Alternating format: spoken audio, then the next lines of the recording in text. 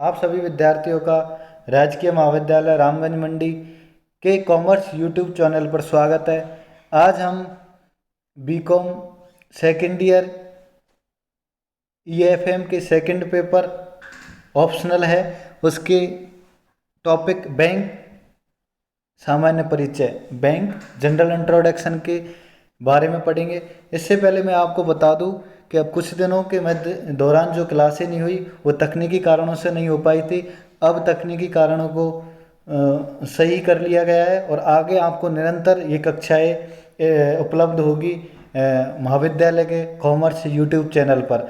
तो आज हम पढ़ते बैंक सामान्य परिचय, बैंक जनरल इंट्रोडक्शन। तो बैंक से आप सभी लोग परिचित है, आज समाज का प्रत्येक व्यक्ति बैंक से परिचित है। फिर भी बैंकिंग की कुछ परिभाषाएं हैं या बैंकिंग के बारे में जो है वो बैंक जहां आम जनता द्वारा अपनी वस्तुओं को जमा कराया जाता है तथा जिन्हें धन की आवश्यकता होती है उन्हें धन उपलब्ध करवाया जाता है। और मुद्रा के आविष्कार के पश्चात आपको पता होगा कि बैंकिंग व्यवस्थाएं या बैंकिंग का महत्व भी बढ़ा है। विश्व के समस्त देश के आर्थिक विकास में बैंकिंग एवं वित्तीय संस्थाओं द्वारा महत्वपूर्ण योगदान प्रदान किया जाता है। तो बैंक की जो डेफिनेशन है, हम अब बैंक की डेफिनेशन के बारे में पढ़ेंगे कि बैंक क्या है। तो अलग अलग लोगों ने या विद्वानों ने बैंक की बैंक को अलग अलग रूप में परिभाषित किया है।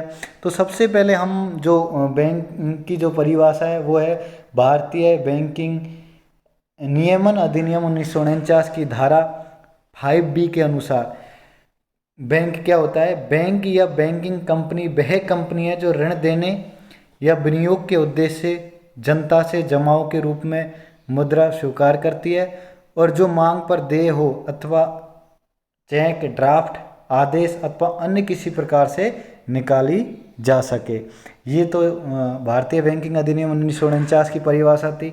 उसके बाद एक विद्वान हुए थे डॉक्टर किनले के अनुसार, उन्होंने क्या कहा, बैंक एक ऐसी संस्था है जिसके पास लोगों के द्वारा ऐसे अतिरिक्त कोषों को जमा किया जाता है जिनकी इन्हें आवश्यकता नहीं होती और जो इन कोषों की सुरक्षा को ध्यान में रखते हुए ऐसे लोगों को उधार देते जिन्हें उनकी आवश्यकता होती है।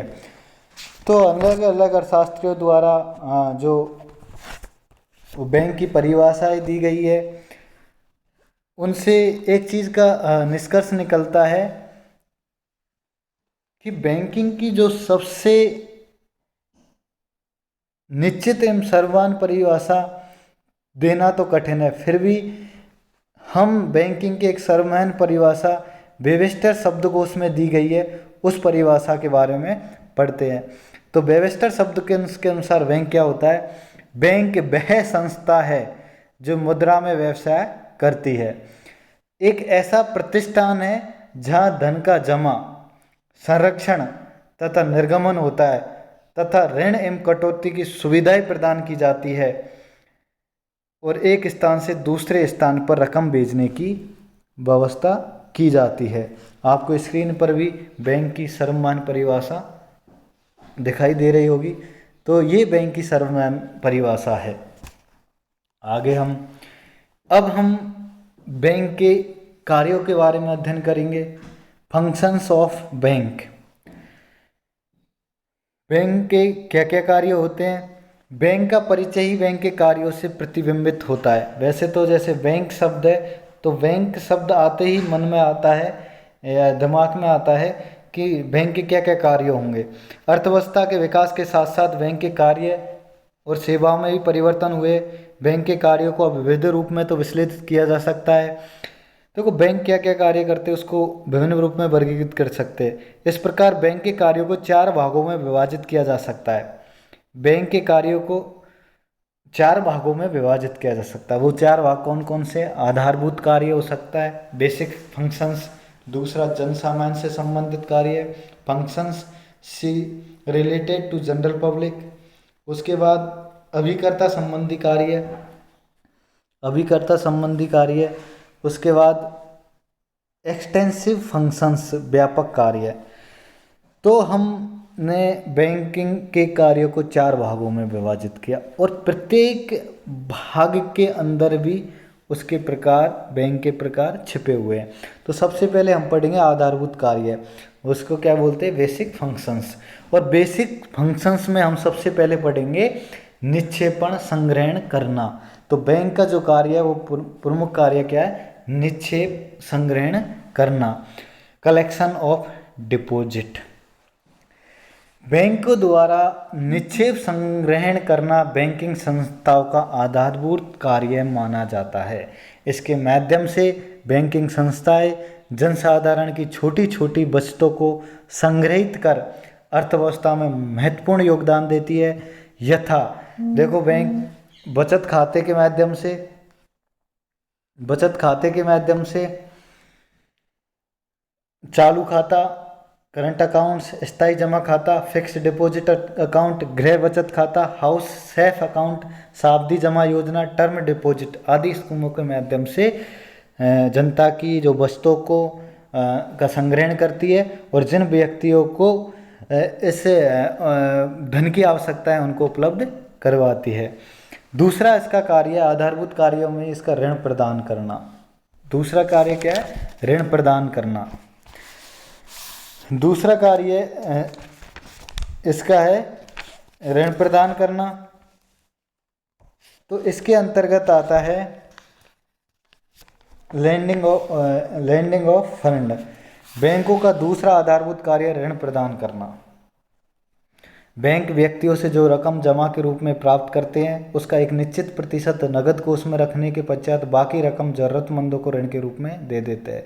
बैंक उत्पादक तथा उपभोग कार्यों के लिए ऋण प्रदान करते हैं। बैंक सामान्यतः निम्नलिखित प्रकार से ऋण प्रदान करते हैं। देखो, बैंक कैश क्रेडिट के माध्यम से भी ऋण प्रदान करते हैं, ओवरड्राफ्ट की भी सुविधा बैंक देते हैं, प्रत्यक्ष ऋण भी, डायरेक्ट लोन भी बैंक देते, discounting of bills of exchange के रूप में भी ऋण प्रदान करते हैं। तो ये सारे कार्य बैंक के द्वारा संपादित किए जाते हैं। उसके बाद जन सामान्य से संबंधित कार्य, functions related to general public. जन सामान्य से संबंधित कार्य, बैंक आज मात्र व्यावसायिक संस्थाओं को सुविधा पहुंचाने वाली संस्था नहीं है, वरना वे जनसाधारण से जुड़कर उनके विकास में भागीदारी भी निभा रही है। बैंकों से आम जनता को जोड़ने हेतु बैंक जन सामान्य उपयोगिता वाली कई कार्य संपन्न करते हैं, जैसे आम जनता की बहुमूल्य वस्तुओं की सुरक्षा हेतु लॉकर्स सुविधा भी, जनता द्वारा यात्रा में धन की सुरक्षा हेतु यात्री चेक, गश्ती साखपत्र, क्रेडिट कार्ड, डेबिट कार्ड आदि कार्य संपन्न किए जाते हैं बैंक के द्वारा। तो जन सामान्य से संबंधित कार्य भी बैंक कर रहे हैं। तो जन सामान्य से संबंधित कार्यों में देखो, सबसे पहले आता है लॉकर्स की सुविधा दे रहे हैं, बहुमूल्य वस्तुओं की सुरक्षा होती है उसमें। दूसरा साखपत्रों का निर्गमन, तो साख पत्रों का निर्गमन भी इसके द्वारा किया जाता है। बैंक के द्वारा अपने ग्राहकों के लिए विभिन्न प्रकार के साख पत्रों का भी निर्गमन किया जाता है। साख पत्रों, यात्रा पत्रों आदि की व्यापारिक जगत में बहुत उपयुक्त होती है, क्योंकि इनके माध्यम से धन प्रेषण का कार्य सरल एवं सुविधाजनक होता है। तीसरा इसमें क्या है, स्टॉक एक्सचेंज का कार्य भी बैंक के द्वारा बखूबी रूप से किया जाता है।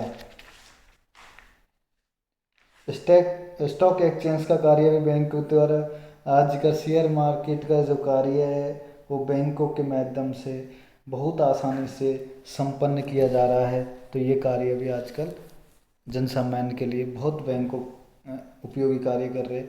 अब है अभिकर्ता संबंधी कार्य, एजेंसी फंक्शंस।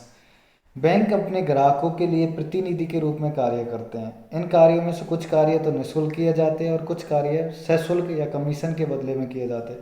वर्तमान युग में बैंकों द्वारा संपन्न किए जा रहे अभिकर्ता संबंधी कार्य निम्नलिखित है। धन का हस्तांतरण, ट्रांसफर ऑफ मनी, ग्राहकों के लिए धन के हस्तांतरण, चेक का संग्रहण, कलेक्शन ऑफ चेक। बैंक अपने ग्राहकों की ओर से चेक की राशि का संग्रह करते हैं और इन चेकों से प्राप्त राशि ग्राहकों के खातों में जमा करते हैं। उसके बाद तीसरा, ग्राहकों के लिए भुगतान प्राप्ति। बैंक अपने ग्राहकों के दिशा निर्देश अनुसार ग्राहक के खाते में उनकी प्राप्तियां जैसे मकान किराया, लाभांश तथा ब्याज आदि प्राप्त करके खाते में जमा कराने तथा उनका हिसाब रखने संबंधी कार्य भी करते हैं। चौथा, ग्राहकों के लिए दायित्वों का भुगतान। बैंक अपने ग्राहकों के दायित्वों के भुगतान का कार्य ग्राहक की ओर से वहन करते, जैसे बीमा प्रीमियम, मकान किराया, ऋण पर ब्याज आदि का भुगतान ग्राहक की ओर से करते हैं बैंक। बैंक के व्यापक कार्य भी है, एक्सटेंसिव फंक्शंस भी है। वो क्या है? वित्तीय समनको का संग्रहण। क्या किया जाता है? वित्तीय समनको का संग्रहण, समाशोधन गृह में योगदान, समाशोधन गृह में योगदान। तीसरा, सुरक्षा कोष एवं प्राकृतिक संसाधनों। चौथा, वित्तीय सलाह। ये काम भी बैंक के द्वारा आजकल संपन्न किए जाते हैं व्यापक स्तर पर। तो इस प्रकार बैंक के परिचय, general introduction of bank, definition bank की, और बैंक के विभिन्न फंक्शंस के बारे में हमने अध्ययन किया। इससे आगे हम बैंकिंग के आगे के जो टॉपिक है उसके बारे में अगले वीडियो में अध्ययन करेंगे। आप सभी को वीडियो देखने के लिए धन्यवाद।